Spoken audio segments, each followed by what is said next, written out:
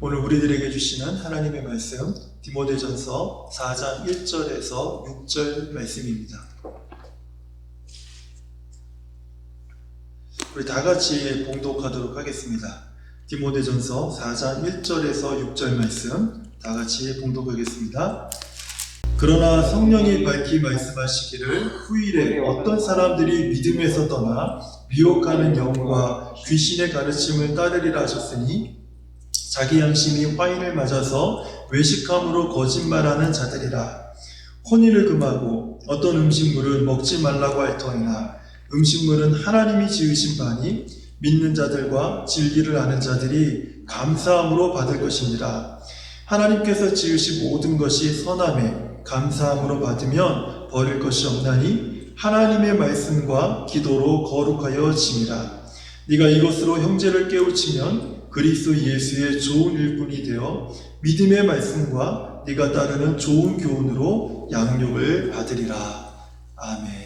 교회에서 이 사람들을 서로 간에 부를 때 호칭이 좀 다양한 편이라고 생각이 듭니다. 먼저 형제님, 자매님이라는 호칭을 흔히들 이렇게 부르죠. 같은 부모의 피를 나눈 친형제와 자매도 아닌데 왜 교회 가면 왜 형제님, 자매님 이렇게 부르는지 의아해하시는 분이 있을지도 모르겠습니다.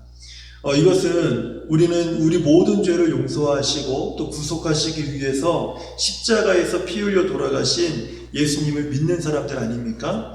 이 믿음이 우리를 예수님의 피로 맺어진 한 형제요 한 자매로 만들었기 때문에 우리가 주 안에서 한 형제요 자매다 이렇게 여기고 우리가 형제님, 자매님 이렇게 부르는 것입니다.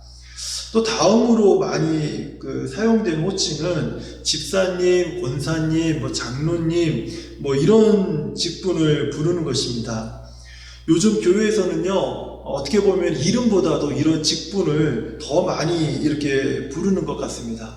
그래서 교회에서도 이름이 좀 없어지고 직분만 이렇게 불려지는 것 같은 그런 모습도 많이 보게 됩니다. 사실 이 직분을 통해서는 우리가 누구인지를 알 길이 없습니다. 사실 직분은 어떤 그 사람을 평가하는 타이틀이 아니라 우리가 교회에서 무엇으로 또 어떻게 섬기는 사람인지에 대한 기능을 설명하기 위해서 우리가 직분을 붙여서 이렇게 부르는 것입니다.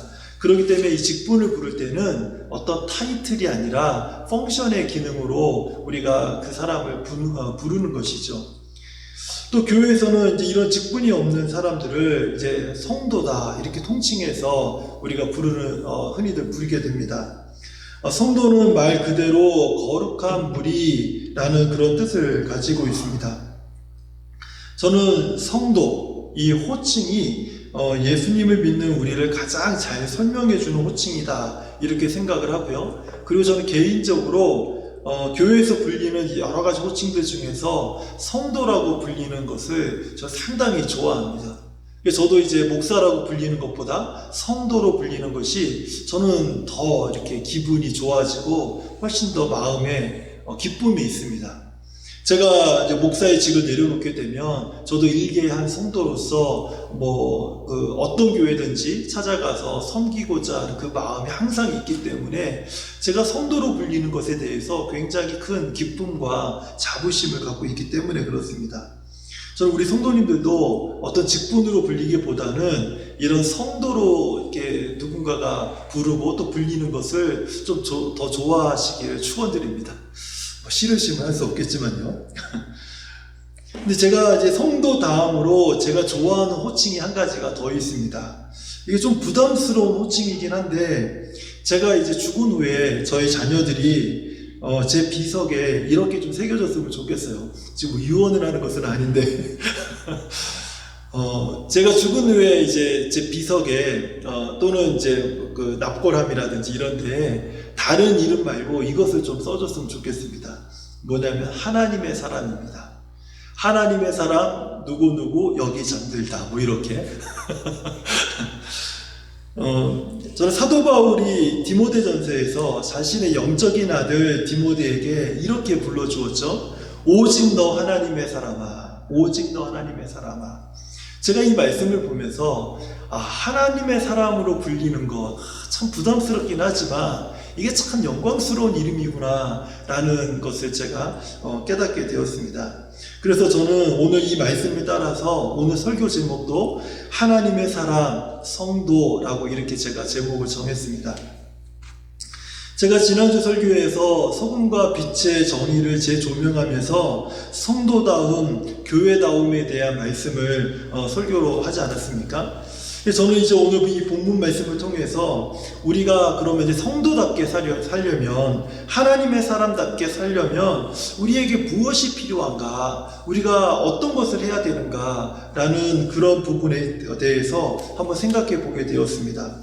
그래서 저는 오늘 이 본문을 통해서 성도답게 한번 살아보려고 발버둥치는 사람들이나 성도답게 사는 일에 대해서 관심을 갖고 계시는 우리 교회 분들에 대해서 좀 이렇게 좀 말씀을 드리고 싶습니다. 오늘 본문 말씀을 중심으로 봤을 때 우리가 정말 성도답게 살려고 한다면 믿음의 말씀과 좋은 교훈으로 양육을 받으십시오. 저는 이렇게 말씀을 드리고 싶습니다. 그 이유가 무엇인가 하면 오늘 우리가 읽었던 본문 5절 말씀처럼 우리 성도들은 하나님의 말씀과 기도로 거룩하여지기 때문에 그렇습니다. 시내산에서 하나님께서 이스라엘 백성들에게 율법을 주실 때에 그 백성들에게 아주 거듭거듭 강조하신 그 하나님의 말씀이 있습니다. 레위기 11장 45절인데요. 나는 너희 하나님이 되려고 너희를 애굽 땅에서 인도하여 낸 여호와라. 내가 거룩하니 너희도 거룩할지어다. 내가 거룩하니 너희도 거룩할지어다. 이것이 하나님께서 이스라엘 백성들에게 이 시내산에서 율법을 주실 때 아주 거듭 강조하셨던 말씀이었습니다. 하나님의 사람들, 우리 성도들이 추구해야 되는 가장 기본적이면서도 중요한 삶이 있다면 그것은 거룩한 삶입니다. 그러나 오늘 이 시대의 하나님의 사람 또는 성도들의 모습 속에서 상실된 것이 있는데 그것이 바로 거룩이에요. 오늘날 교회가 성도들이 바로 이 거룩함을 상실한 채 살아가고 있기 때문에 이 많은 세상 사람들에게 비난의 소리를 듣고 또 손가락질을 받는 그런 어떤 결과를 보게 된 것입니다. 그래서 사도 바울은 이 말씀을 받는 영적인 아들인 디모데에게 디모데전서 4장 11절에서 이렇게 권면하고 있습니다. 너는 이것들을 명하고 가르치라. 너는 이것들을 명하고 가르치라. 여기서 말씀하는 이것들이 무엇이겠습니까? 바로 우리 성도를 하나님의 거룩함으로 이끌 수 있는 이 말씀과 좋은 교훈, 바로 이것을 가르쳐라 이렇게 말씀하고 있는 것입니다. 그렇다면 거룩이란 무엇일까요? 거룩이라는 것은 이 세상에서 구별된 삶을 사는 것을 의미합니다. 구별되는 삶, 다르게 사는 삶을 우리는 거룩이다 이렇게 이야기하는 것이죠. 우리는 한 세상 속에서 불신자들과 함께 살고 있지 않습니까? 그런데 이 세상 사람들과 같은 생각을 하고 같은 방법을 취하고 같은 목표를 지향하고 같은 가치관을 가지고 산다면 우리는 이 세상에서 거룩한 삶을 사는 성도가 될 수 없다라는 것입니다. 성도는요, 같은 이 한 세상 속에서 살고 있지만 다른 생각, 다른 방법, 다른 목표, 다른 가치관을 가지고 살 때 비로소 이 세상에서 거룩한 성도가 될 수 있다는 거예요. 여기에서 세상과 다른 관점으로 살아가는 그 다른 것, 바로 이것을 성경은 거룩함이다 이렇게 이야기하는 것입니다. 바로 이것이 구별된 것이다 라고 말을 하는 것이죠. 오늘 성경이 우리들 성도들에게 무엇이라고 말씀하고 있습니까? 성도된 너희가 이 세상에서 거룩함을 뿜어내려면, 거룩함을 막 뿜어내는 그런 삶을 사려면 믿음의 말씀과 좋은 교훈으로 양육을 받으라 이렇게 오늘 본문이 우리들에게 말씀하고 있는 것입니다. 오늘 성경은 이것을 거듭거듭 강조하고 있는데 이 이유는요, 이 세상에는요 좋은 말씀과 좋은 교훈만 있는 것이 아니기 때문에 그렇습니다. 사도 바울은 디모데전서를 통해서 이 세상에 존재하는 세 가지 교훈, 세 가지 가르침이 존재하고 있는데 그것에 관해서 이 디모데전서에서 사도 바울이 디모데에게 이 세 가지를 가르쳐주고 있습니다. 이 중에서 두 가지 가르침은 우리가 주의해야 될 것이고, 한 가지 가르침은 성도가 따라야 될 아주 중요한 하나님의 말씀이고 좋은 교훈입니다. 저는 오늘 이 세 종류의 가르침을 살펴보면서 우리가 성도답게 살려면 무엇에 주의해야 하고 또 무엇을 따라야 하는지를 좀 함께 생각해보는 시간을 가지려고 합니다. 첫 번째는 미혹하는 영과 귀신의 가르침이 있습니다. 미혹하는 영과 귀신의 가르침이 있어요. 디모데전서 4장 1절을 한번 보세요. 한번 읽을 수 있으면 다 같이 한번 읽어봤으면 좋겠습니다. 그러나 성령이 밝히 말씀하시기를 후일에 어떤 사람들이 믿음에서 떠나 미혹하는 영과 귀신의 가르침을 따르리라. 이거 제 말이 아니라 성경에서 하고 있는 말씀이에요. 이것을 어떤 사람들이 자기들이 교회로 가장을 해서, 목사로 가장을 해서, 선교사로 가장을 해서, 교회 여러 직분자들로 가장을 해가지고 이제 교회와 성도들에게 온갖 해악을 끼치는 가르침을 전한다라는 그런 뜻입니다. 3절에 보면은 이 가르침의 예를 말씀하고 있는데요. 이것이 얼마나 교회의 성도들에게 악한 영향을 주고 악한 가르침인지를 한번 들어보시고 한번 생각해 보세요. 제가 한번 읽어드릴게요. 혼인을 금하고 어떤 음식물을 먹지 말라고 할 터이나 음식물은 하나님이 지으신 바니 믿는 자들과 진리를 아는 자들이 감사함으로 받을 것이니라. 이 미혹하는 영과 귀신의 가르침을 따르는 사람들이 지금 이 디모데가 목회하고 있는 교회에서 뭐라고 하고 있냐면 혼인을 금하고 있고 일부 음식물의 섭취를 제한하면서 그것을 가르친다라는 거예요. 이것을 한마디로 하면요, 우리가 성도답게 하려면 금욕적으로 살아야 됩니다. 우리가 절제하면서 살아야 됩니다. 이것을 가르쳤다라는 거예요. 여러분, 이것이 얼마나 악하게 들리십니까? 이게 얼마나 우리 교회에 정말 악한 영향을 미치는 메시지처럼 들리십니까? 오히려 이게 악하기보다는 좀 선하게 들리지 않나요? 좀 더 반듯하게 들리고요. 심지어는 하나님의 말씀처럼 들리지 않습니까? 그런데 왜 이것이 문제가 될까요? 성경은요, 이 성도들이 이렇게 금욕하고 절제된다고 해서 성도가 거룩해 진다고 말씀하고 있지 않기 때문에 그렇습니다. 성경이 말씀하고 있지 않는 것을 마치 성경이 말씀하고 있는 것처럼 가르치고 있기 때문에 이것이 미혹하는 자들과 귀신의 가르침이라고 이야기하고 있는 거예요. 이런 가르침을 받게 되면요, 이렇게 사람들이 행동하게 되는데 이것을 마치 성경이 가르쳐처럼 헷갈리게 되어서 나중에는 이런 가르침을 성경의 가르침보다 더 위에 둡니다. 그래서 이것으로 성경을 가르치려고 하고, 이것으로 목사들을 가르치려고 하고, 이것으로 바르게 살아가는 성도들을 가르치려고 하는 사람들, 바로 이 사람들이 미혹의 영과 귀신의 가르침을 따르는 사람들이 교회에서 아주 악하게 그 하나님의 말씀을 왜곡되게 가르치는 그런 모습이라는 거예요. 그리고 오늘 성경은 이런 가르침에 대해서 무엇이라고 말하냐면 미혹한다, 이렇게 가르칩니다. 이 미혹이란 말이 무엇입니까? 그럴듯하게 보이면서 사람을 속이는 것입니다. 혹하게 만드는 것이죠. 대표적인 게 뭐냐면 창세기 3장에서 뱀이 하와를 꼬실 때 그게 미혹이죠. 하와야, 정말 하나님께서 이 에덴 동산에 있는 모든 그 나무의 실과를 먹지 말라고 하더냐? 아니, 그 선악을 알게 하는 나무의 실과를 먹지 말라, 먹으면 죽을까 한다라고 하나님이 말씀하신 것 같은데, 이렇게 하나님의 말씀을 분명하게 대답하지 못하는 하와에게 이제 뱀이 어떻게 미혹합니까? 그게 아니다. 그것을 먹으면 네가 하나님처럼 될 거기 때문에 하나님이 그것을 먹지 말라고 한 거야. 그러니까 그때부터 그 미혹당한 하와가 그 선악을 알게 하는 나무의 과실을 보니까 어떻게 보입니까? 전에는 관심도 없었는데 먹음직스럽고 보암직스럽게 변하는 거 아닙니까? 이런 가르침을 받는 사람들이요, 바로 이렇게 변하게 되는 것입니다. 그러면서 전에는 아무런 문제가 없었는데 교회에서 이게 문제가 되고 저게 문제가 되고, 전에는 아무런 분쟁도 없고 분란도 없었습니다. 그런데 그것이 분란의 이유가 되고 문제의 소지가 되게끔 그것이 불거지게 만드는 그 모든 가르침이 이 미혹의 영과 귀신의 가르침을 따르는 사람들에게서 일어난다라는 거예요. 제가 한 가지 더 예를 한번 들어볼게요.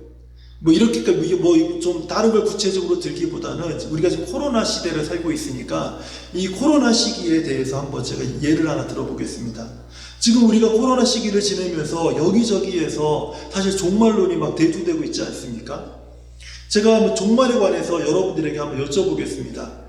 자, 만일 이제 내일 예수님께서 재림하신다고 한다면, 내일 예수님께서 재림하셔서 세상에 종말이 온다고 한다면 여러분들은 오늘 무엇을 하시겠습니까? 또는 내일 예수님의 재림을 기다리는 성도들은 무엇을 해야 될까요?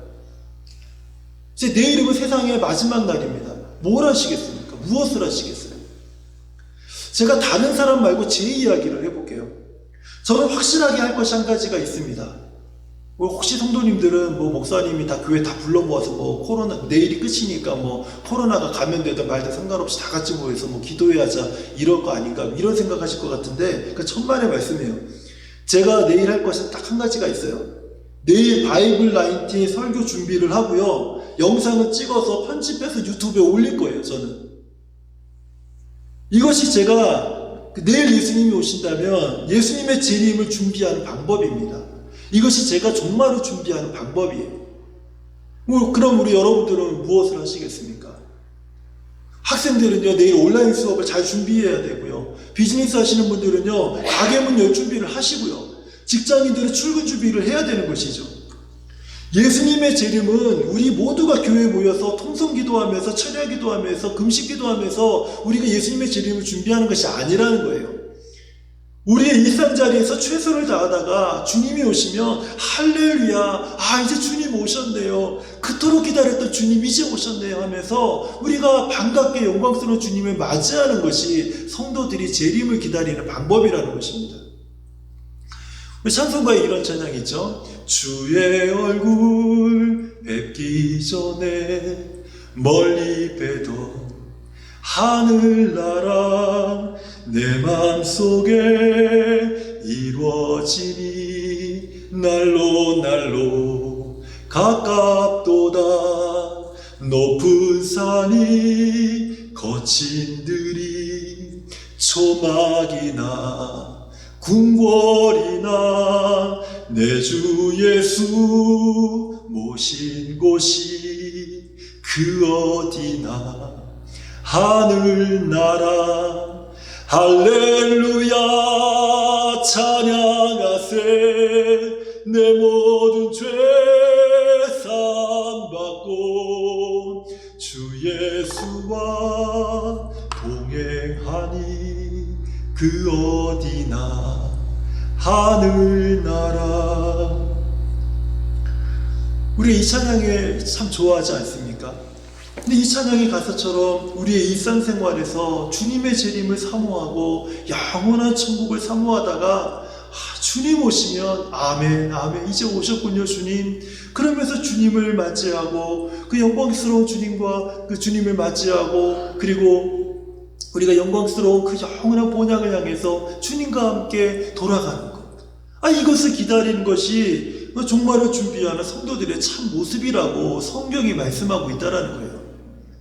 성경에서 말씀하는 종말, 예수님의 재림, 하나님의 심판은 이 세상에게는 더할 나위 없이 두렵고 떨리는 심판일지 몰라도 우리 성도들에게는 그동안 그렇게 우리를 힘들게 했던 세상 모든 짐을 벗겨주시고 마침내 우리를 영화롭게 하시는 생애 최고의 복된 날이 예수님이 오시는 날, 세상이 심판받는 날, 바로 그 날이라는 거예요. 그런데 세상에서 가르치는 종말은 무엇입니까? 우리의 삶을 두렵게 만들고요, 우리에게 두려움을 조장하고 우리의 관심과 시간과 물질을 다 소비하게 만드는 것이 이 세상이 우리에게 종말을 가르치는 모습이라는 것입니다. 미혹하는 영과 귀신의 가르침을 따르는 사람들은요, 이것 하나만 보더라도 자꾸 우리에게 불안함과 두려움을 조성시키는 것이, 이것이 성경에서 말씀하는 것이라고 가르치는 것이 지금의 종말론을 주장하는 사람들의 모습이라는 거예요.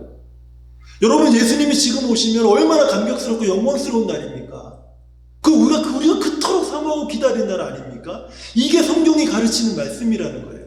근데 왜 종말이 우리에게 그렇게 두렵고 떨리고 우리가 불안해야 하는 것입니까? 그 귀신의 가르침과 이 미혹하는 영의 가르침을 따르는 사람들이 그렇게 말을 하고 있기 때문에 그러는 것이죠. 고린도후서 그 11장 14절은요, 이런 가르침의 심각성을 우리에게 이렇게 말씀하고 있습니다. 이것은 이상한 일이 아니라 사탄도 자기를 광명의 천사로 가장하나니 그러므로 사탄의 일꾼도 자기를 의의 일꾼으로 가장하는 것이 또한 대단한 일이 아니니라. 그들의 마지막은 그 행위대로 될지니라. 얼마든지 이런 사람들이여 광명의 천사로 의의 일꾼으로 가장을 해서 우리를 혼란스럽게 만들 것이라는 거예요. 심지어는 이 가르침의 목적은요, 성도들의 유익과 하나님의 영광을 위한 것도 아니라는 것입니다. 이 가르침의 목적은요, 겉으로는 성도를 위하고 교회를 위하는 것 같지만 결과적으로는 자기의 권력을 확보하고 자기의 세력을 키우고 자기의 번영에만 욕심을 가지고 이기적인 자기 이익에만 정조준하고 있는 것이 이 가르침의 목적이고 핵심이고 목표라는 것입니다. 이 가르침에 대한 경고를 디모데전서 6장 5절 이렇게 말씀하고 있습니다. 마음이 부패하여지고 진리를 잃어버려 경건을 이익의 방도로 생각하는 자들, 우리의 신앙생활을 자신의 이익의 방도로 생각하는 자들, 바로 그 자들이 미혹하는 영과 귀신의 가르침을 따라서 교회 안에서 우리를 혼란스럽게 하고 진리를 회방하는 자들의 가르침이라는 거예요. 하나님의 말씀을, 하나님의 교회를, 성도의 경건한 삶을 자신의 이익의 방도로만 삼아서 가르치는 그 모든 가르침들, 이것들은요, 아무리 우리가 들을 때 달고 오묘하게 들려도 우리를 거룩함으로 이끌지 못한다는 것입니다. 결국 우리를 미혹하는 영과 이 귀신의 가르침은 성도를 진리에서 떠나게 하고 자기뿐만 아니라 다른 사람들도 망하게 만드는 가르침이 바로 이것이라는 거예요. 오늘 본문에서 두 번째 가르침이 나옵니다. 저는 오늘 이 두 번째 가르침을 말씀드리기 전에 우리 성도님들이 오늘 설교 이후에 이 디모데전서를 차분하게 한번 읽어보시기를 권합니다. 지금 읽지 마시고 끝나면 읽으시면 좋을 것 같습니다. 우리가 이게 디모데전서를 한번 차분하게 읽어보시면 교훈이라는 말을 서론으로 시작을 해서 교훈이란 단어로 이 디모데전서가 결론을 맺는다는 것을 아주 쉽게 그냥 알 수 있을 정도로 교훈이라는 말이 상당히 많이 반복되고 있는 것을 우리가 쉽게 찾아볼 수가 있습니다. 여기에는 우리 성도들이 따라야 될 좋은 교훈도 있지만 반면에 우리 성도들이 주의해야 될 다른 교훈도 있다라는 것을 사도 바울이 자신의 영적인 아들 디모데에게 말씀을 하고 있습니다. 그러니까 디모데전서에는 좋은 교훈과 다른 교훈, 이 두 종류의 교훈이 있다라는 것을 말씀하고 있는 것이죠. 여기에서 사람의 가르침이란 바로 다른 교훈에 해당되는 부분이라는 것입니다. 근데 이 다른 교훈을요, 오늘날로 적용해 본다면 이런 것들이에요. 오늘 성경에서는 율법이라든지 아니면 날과 절기를 지킨다든지 아니면 어떤 전통을 따른다든지 이런 것들로 표현이 되고 있지만 오늘날로 적용해 보면 교육학, 인문학, 사회학, 철학, 여러 사상들, 그리고 지금까지 인류가 살아오면서 겪어왔던 삶의 지혜와 지식들, 여기에 과학적인 검증과 경험, 이 모든 것들, 이 세상에 존재하는 지식과 지혜, 그 모든 것들을 다 통틀어서 바로 사람의 가르침이다, 이렇게 얘기할 수 있다는 것입니다. 사실 이런 교훈들이 우리들에게 문제가 되는 것이 아니라 이런 교훈들이 우리들에게 준 유익은요, 셀 수가 없습니다. 그것을 다 열거할 필요가 없어요. 단지 오늘 성경에서 좋은 교훈과 다른 교훈을 이렇게 구분하고 있는 그 이유만 우리가 알면 될 것 같습니다. 그 이유는 딱 한 가지밖에 없어요. 이 다른 교훈이 우리를 하나님의 거룩함으로 인도하고 있는가, 아니면 온갖 변론과 논쟁과 투기와 분쟁과 비방과 악한 생각으로 우리를 이끌어가고 있는가, 이것만 우리가 비교해 보면 될 것 같습니다. 심지어는 이 교훈이 스스로 자기를 높이고 하나님을 대적하는 그런 교만한 가르침인가, 이것을 한번 생각해 보면 쉽게 왜 사도 바울이 오늘 디모데전서에서 좋은 교훈과 다른 교훈을 이렇게 구분하면서 얘기하고 있는지를 쉽게 이해할 수가 있다는 거예요.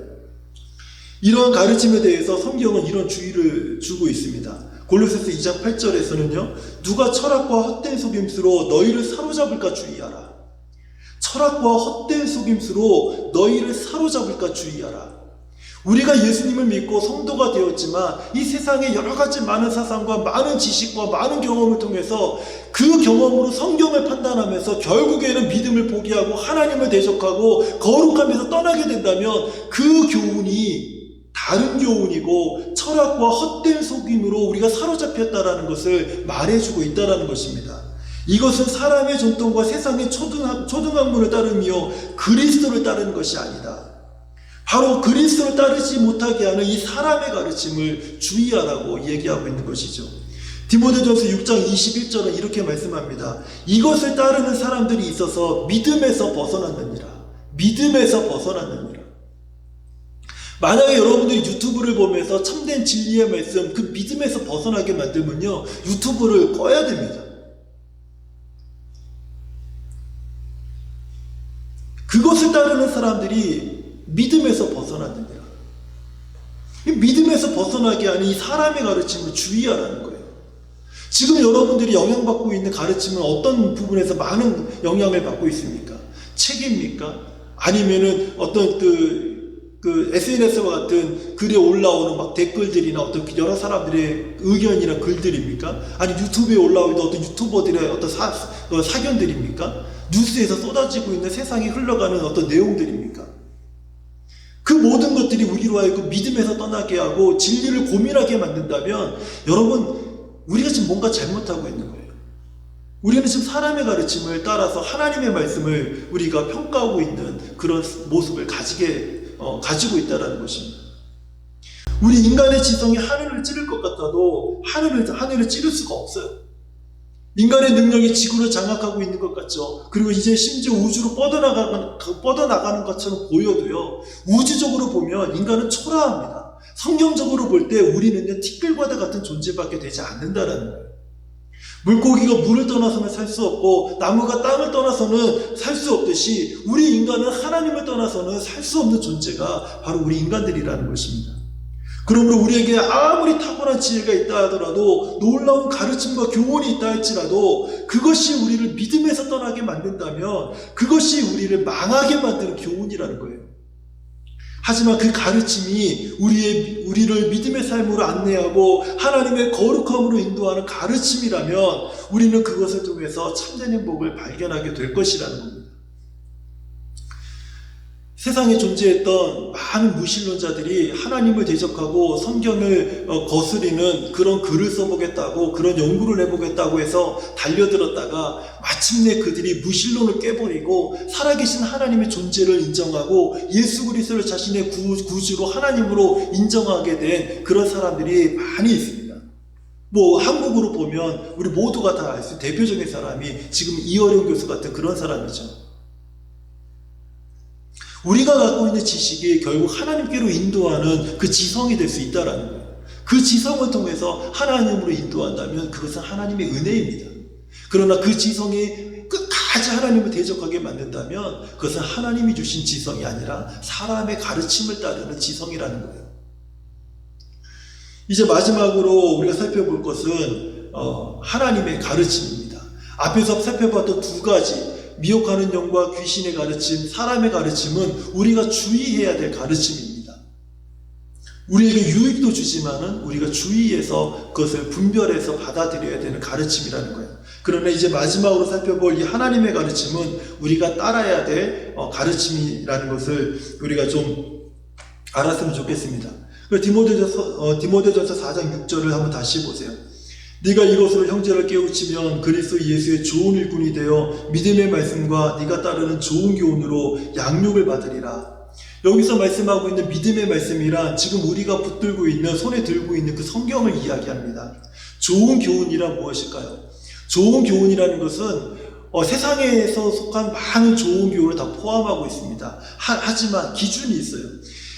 모든 교훈이 예수의 십자가의 복음에 뿌리를 두고 있는 교훈이라면 그것은 우리가 받을 만한 좋은 교훈입니다.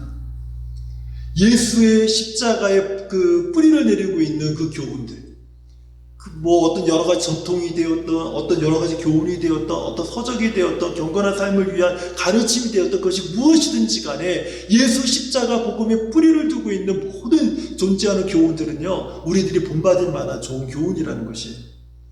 하나님의 사람은요, 믿음의 말씀과 좋은 교훈으로 양육을 받는 사람들입니다.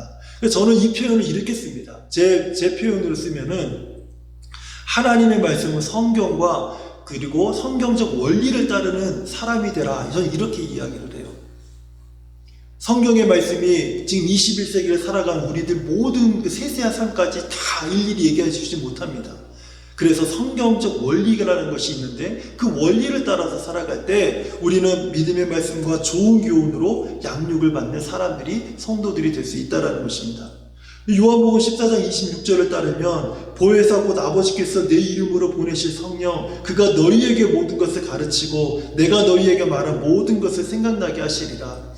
하나님은 그 말씀과 좋은 교훈으로 우리가 양육받기 위해서 성령님을 통하여서 그 성령님께서 우리에게 진리를 가르쳐 주시고 우리가 양육받았던 그 진리의 말씀들을 깨달아 알게 하시고 생각나게 하시면서 마침내 우리가 성도다움, 거룩함을 배우게 만드신다는 거예요. 디모데전서 2장에는 이 하나님을 가르치는 남성과 여성들을 향해서 한 예로 한 권면하는 그 말씀이 나옵니다.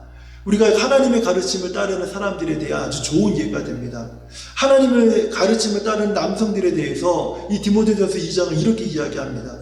분노와 다툼과 투기와 분쟁과 비방과 악한 생각을 버리고 거룩한 손을 들어 기도하기를 원하노라. 우리 교회 안에서 남성들은요, 얼마든지 의견이 달라서 거기에 대해서 논쟁이 있을 수 있고 변론이 있을 수 있고 분란이 일어날 수 있습니다. 그러나 그런 것들을 버리고 하나님의 가르침을 받는 너희 남성 성도들이여 너희들의 거룩한 손을 들고 하나님께 기도하라는 거예요. 그 기도하는 것이 마침내 우리를 하나님의 거룩함으로 이끄는 그런 어떤 그 영적으로 양육받는 모습이 된다는 것입니다. 그리고 하나님의 가르침을 따르는 여성들에 대해서 이렇게 권면하고 있습니다. 우리 교회 안에서 있는 모든 여성들은 단정하게 옷을 입으십시오. 옷을 단정하게 입으십시오. 소박함과 정절로서 자기를 단장하십시오. 그러니까 이렇게 화장하고 치장하는 그 모든 것들을요, 무엇이라 말하냐면 따은 머리나 금이나 진주나 값진 옷으로 하지 말고, 지금으로 얘기하면 온갖 브랜드로 온몸을 치장하지 말고 소박함과 정절로서 자기를 단장하고 오직 선행을 하기를 원하노라. 제가 이 말씀을 좀 깊이 묵상을 해보니까요, 한 가정을 꾸리고 지금까지 살아오면서 느낀 게 뭐냐면, 아무리 남자가 선행을 하려고 해도 여자가 도와주지 않으면 그 가정은 선행을 할 수가 없습니다. 이 선행을 하는 것, 외적으로 무엇인가 어떤 일들을 할 수 있는 것은요, 아내의 도움이 없이는, 아내의 허락이 없이는 불가능하다라는 거예요. 그래서 오늘 이 성경을 가만히 보면은 여성들이 하나님의 가르침을 따를 때 선행을 남자 보고 하라는 것이 아니라 여자 보고 하라고 하고 있는 거예요. 왜냐하면 이 권한이 여자에게 있기 때문에 그래요. 굉장히 중요한 말씀 아닙니까? 교회 안에서는 단정히 옷을 입고 화려하게 옷 입지 말고 심한 노출되는 옷을 입지 말고 짧은 옷을 입지 말고 속이 다 보이는 옷을 입지 말고, 제가 좀 이렇게 노골적으로 얘기하는 것도 용서하세요. 지금 우리 교회는 그런 분들도 없고 아무도 없기 때문에 제가 편하게 얘기하고 있는 겁니다. 그렇게 하지 말고 단정하게 옷을 입고 그리고 선행을 행하라는 것이죠. 이것이 하나님의 가르침을 받는 성도들의 아주 좋은 예가 된다는 것입니다. 제가 서론에서 말씀드린 것처럼 오늘 본문 말씀을 한 문장으로 요약하면 이렇습니다. 너희는 믿음의 말씀과 좋은 교훈으로 양육을 받으라.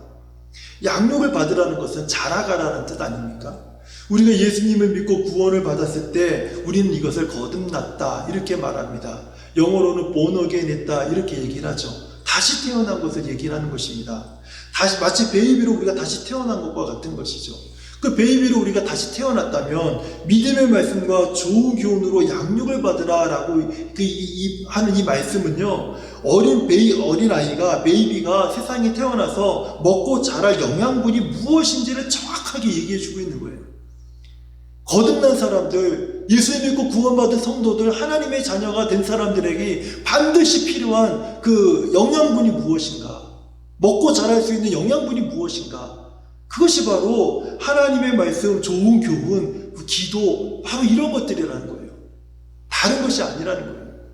바로 그것을 정확하게 오늘 성경에서 이야기해 주고 있는 것입니다.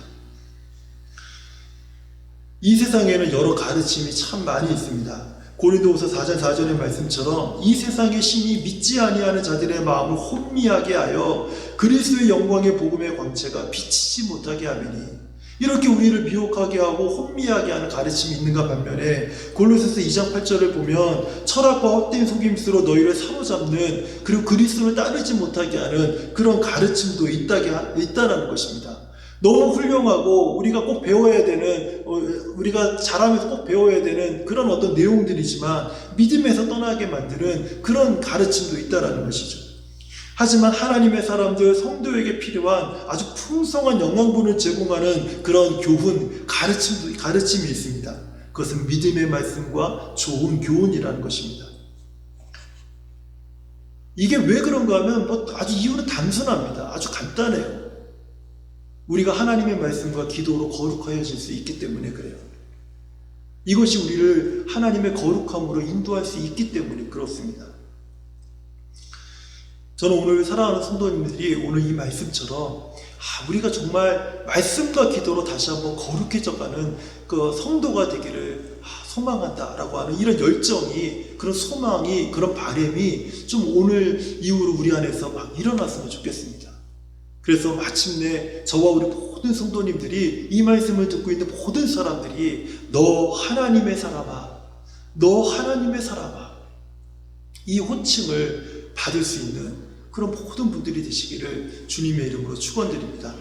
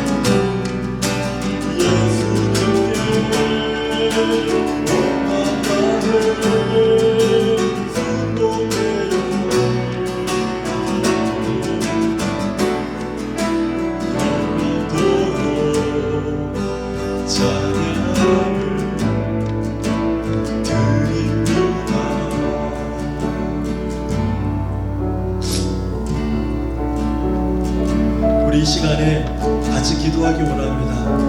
아무든지 나를 따라오려거든 자기를 부인하고 날마다 제 십자가를 지고 나를 쫓을 것입니다. 나의 달려갈 길과 주 예수께 받은 사명 곧 하나님의 은혜의 복음을 증거하는 일을 마치려 하면은 나의 생명을 조금 더 귀한 것으로 여기지 아니하노라. 저는 오늘 이것이 우리들의 고백이 되었으면 좋겠습니다. 하나님의 가르침을 따르면서 주님, 내가 주님을 따르겠습니다. 내가 주님을 따르며 거룩하여지기를 원합니다. 거룩함에 대한 열망을 주시옵소서.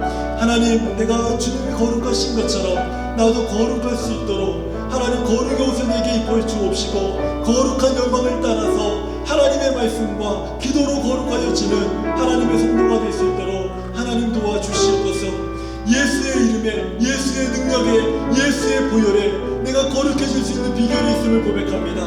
내가 주 예수를 믿사오니 주님 나를 거룩하게 하여 주시옵소서. 주님의 말씀을 믿고 내가 주 예수 이름을 힘입어 기도하오니 나를 거룩하게 하여 주시옵소서. 우리 같이 기도하며 나가겠습니다. 하나님 아버지 감사합니다. 하나님 아버지 오늘 이 예배를 통하여 하나님의 사랑하는 모든 성도들의 가슴 속에, 삶 속에 거룩에 대한 열망이 하나님 일어날 수 있도록 도와주시옵소서. 하나님 아버지 이 세상 속에서 우리가 거룩한 가치관을 가지고 아버지 이 땅에서 거룩한 복음을 들고 거룩의 옷을 입고 하나님의 거룩함을 따라서 거룩의 빛과 그 영광을 드러내는 하나님의 성도가 되기를 원합니다. 하나님 우리의 힘은 부족하여서 우리는 사람이 연약하고 아버지 악하여서 아버지 우리가 거룩함을 드러낼 수 없지만 그렇지만 하나님 우리가 예수님을 의지합니다. 예수님이 나의 죄를 위해서 흘리신 십자가의 보혈을 붙듭니다. 그 보혈이 나를 깨끗하게 하는 줄 믿습니다. 그 예수의 능력이 나를 거룩하게 하는 줄 믿습니다. 그 예수의 이름이 나를 능력 있게 하는 줄 믿습니다. 하나님 내가 예수의 말씀을 믿고 예수의 아버지 하나님 하신 모든 일들을 믿습니다. 이제 하나님 그분을 따라서 그 말씀과 예수님의 이름을 힘입어 기도하는 그 기도로 인하여 하나님 내가 거룩하여짐을 믿습니다. 하나님 이제 내게 거룩함의 영광을 허락하여 주옵시고 거룩의 옷을 입혀 주옵시고 내가 아버지 이 세상 가운데서 거룩함을 뿜어내는 하나님의 성도가 되게 하여 주시옵소서. 아버지 하나님 우리가 빛과 소금의 역할을 감당하기 원하지만 아버지 우리는 너무나도 연약하기 짝이 없어서 아버지 그 역할을 감당하기 부족합니다. 그러나 주님 우리 드렸던 찬양처럼 나의 예수 나의 예수 나의 주님 그분의 이름이 힘입어 우리가 감당할 수 있는 수준이 싸우니 하나님 우리를 도와주시고 우리가 이 이름의 힘을 입어서 하나님 앞에 의와 경건과 거룩을 따라서 하나님을 섬기는 아버지 우리 모든 성도들이 되도록 하나님 아버지 인도하여 주시옵소서. 주님의 거룩하신 것 같이 우리도 거룩하게 하여 주옵시고 주님의 순결하신 것 같이 우리도 순결하게 하여 주옵시고 아버지 주님의 능력을 본다 우리가 이 땅 가운데서 거룩의 능력을 나타내는 하나님의 사람들이 될 수 있도록 하나님 아버지 도와주시옵소서. 하나님 아버지 도와주시옵소서.